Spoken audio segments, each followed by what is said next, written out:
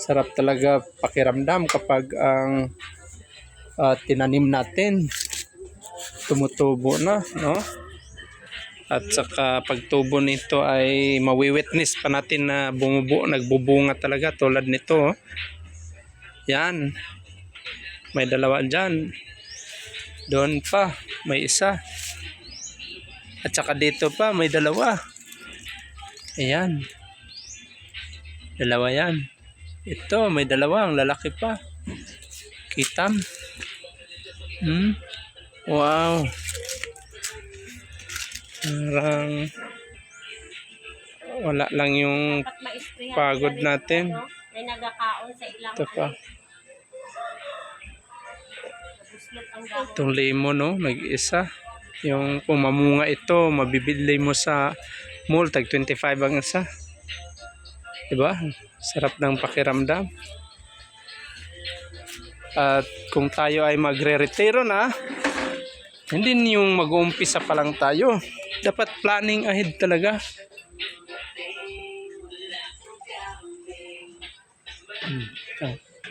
Grass cutter ko naman yan. Sa kabila naman, mga saging yung tanim natin. At napapaikutan ito ng may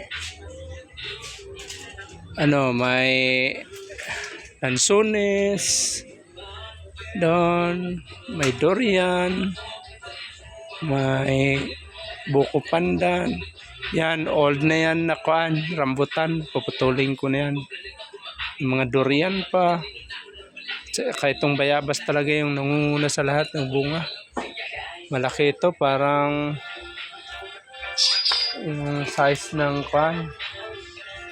Yung parang tasa, kalaki. Bunga niya. Parang hindi mo ramdam yung pagod mag-grass cutter. Kapag grass cutter ko lang, nakikita mong mapapakinabangan mo ng tinanim mo. Salamat talaga sa Panginoon. No? Kahit hindi pa tayo nagre-retiro, no? Talagang may initial na napatikim sa atin.